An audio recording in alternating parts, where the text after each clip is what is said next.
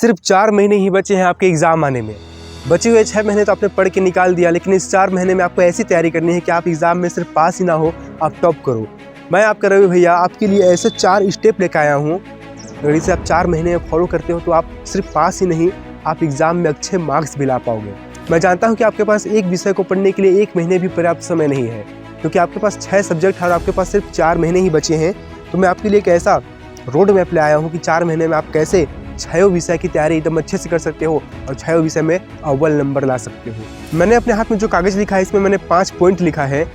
पहला और दूसरा पॉइंट फर्स्ट महीने में करना है आपको, तीसरा और चौथा पॉइंट सेकंड महीने में, और 5वां पॉइंट आपको लास्ट महीने में करना है। जो पहला पॉइंट है वो आपका सिलेबस। देखो, एग्ज़ाम में जाने से पहले पता रहना चाहिए कि सामने कौन सा हथियार आने वाला है, तभी आप उसका मुकाबला करने के लिए अपने तरीके से हथियार पकड़े रहोगे। समझो मेरी बात, आपने पूरा किताब पढ़ लिया दिन रात लगा के, लेकिन आपको पता ही नहीं है किस तरह का क्वेश्चन एग्जाम में आएगा, तो आप कैसे सॉल्व कर पाओगे। हमें सिलेबस को हल्के में लेना ही नहीं है, क्योंकि ये बहुत महत्वपूर्ण है। सिलेबस से आपको पता चलता है कि एग्जाम में कौन कौन से क्वेश्चन आते हैं, और साथ में सिलेबस आपको ये बताता है कि कौन सा क्वेश्चन आपको पढ़ना है और कौन सा क्वेश्चन आपको नहीं पढ़ना। सेकेंड जो मैंने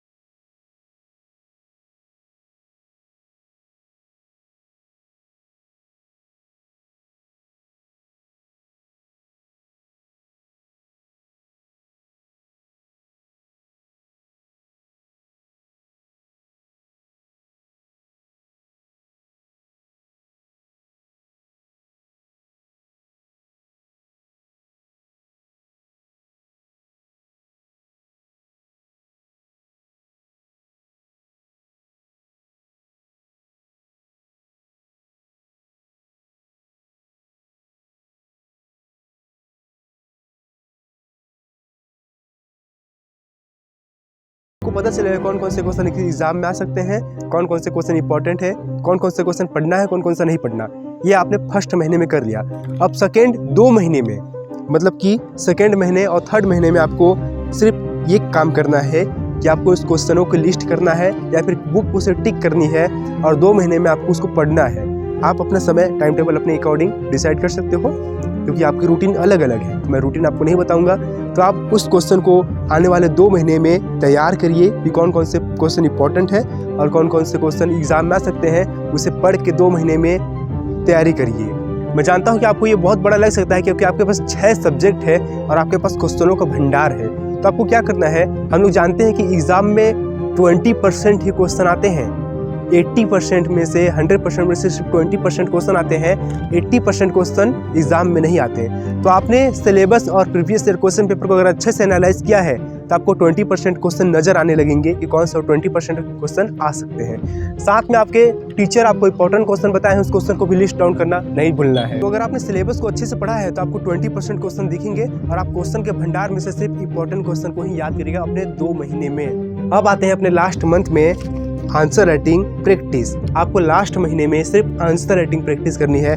आपको क्वेश्चन लगानी है और उसे आंसर लिखना है, क्योंकि आपकी स्पीड अगर अच्छी रहेगी, अगर आपने अच्छे से पढ़ लिया, अगर आपकी स्पीड ही अच्छी नहीं है, आपकी राइटिंग ही अच्छी नहीं है, तो आपको उतना नंबर नहीं मिल सकता। अगर आप अच्छे से आंसर राइटिंग प्रैक्टिस करते हो तो आपकी स्पीड अच्छी हो जाएगी, आपकी राइटिंग अच्छी हो जाएगी, तो आप सारे क्वेश्चन को अटेम्प्ट कर पाओगे। क्योंकि एग्जाम में क्या होता है, 10 क्लास के स्टूडेंट पहली बार एग्जाम में बैठोगे, एग्जाम में क्या होगा, इतने सारे 17-18 क्वेश्चन रहेंगे, आपको सॉल्व करते करते समय बहुत ज़्यादा लगेगा। अगर आपने प्रैक्टिस किया है एकदम अच्छे से, तो आप उस क्वेश्चन को बहुत तेज़ी से सॉल्व कर पाओगे उसी 3 घंटे में। तो लास्ट महीने में आपको सिर्फ आंसर राइटिंग प्रैक्टिस करनी है, इसके अलावा आपको कुछ नहीं करनी, सिर्फ आंसर राइटिंग प्रैक्टिस। इसके बाद जैसे ही एग्ज़ाम आता है, एग्ज़ाम के बीच में गैप रहती है, उस गैप में आप दूसरे सब्जेक्ट की पढ़ाई कर सकते हो। जैसे क्या फर्स्ट एग्ज़ाम है हिंदी का आपने पढ़ाई किया, इसके बाद सेकेंड एग्जाम 15 दिन बाद है इंग्लिश का, तो आपने 15 दिन सिर्फ इंग्लिश का पढ़ाई किया। तो ऐसे आप गैप में अपने सब्जेक्ट की तैयारी, मतलब कि प्रिपरेशन ऊपर से कर सकते हो।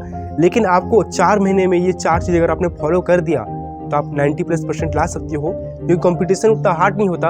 अपने क्लास में आप देखो कि अगर आप ऐसे फॉलो करते हो, इस तरह से फॉलो करते हो, तो आप अपने इस क्लास में कंपटीशन से बाहर हो गए। तो आप सोचो, कि बहुत लोग तैयारी नहीं कर रहे हैं इस तरीके से, जिस तरीके से अगर आप करना चाह रहे हो उस तरीके से बहुत लोग तैयारी नहीं कर रहे हैं, बहुत लोग मेरी वीडियो नहीं देख रहे हैं। तो कंपटीशन है ही नहीं। अगर आपने थोड़ा सा मैंने जो रोड मैप आपको बताया है, अगर आपने इस रोड मैप से थोड़ा सा अगर फॉलो कर लिया तो आप उस क्वेश्चन को अच्छे से अटेम्प्ट कर पाएंगे, जिस क्वेश्चन को सब लोग अटेम्प्ट नहीं कर पाते। जिस क्वेश्चन को छोड़ देते हैं उस क्वेश्चन को भी आप सॉल्व करके आइएगा।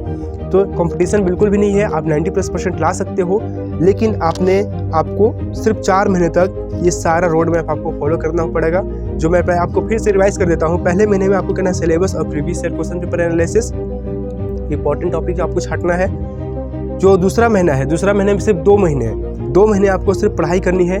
20% क्वेश्चन, 80% क्वेश्चन जो अनरिलेवेंट है उसे हटा दो। 20% क्वेश्चन जो एग्जाम में आने वाले हैं उससे 20% क्वेश्चन का सिर्फ 2 महीने में आपको तैयारी करनी है। और लास्ट महीना जो चौथा महीना आएगा उस महीने में आपको आंसर राइटिंग, केवल आंसर राइटिंग प्रैक्टिस करनी है। तो ये रहा 4 महीने का ईजी रोड मैप, जिसे आपको अगर फॉलो करते हो तो आप 90+% ला सकते हो अपने क्लास 10th में।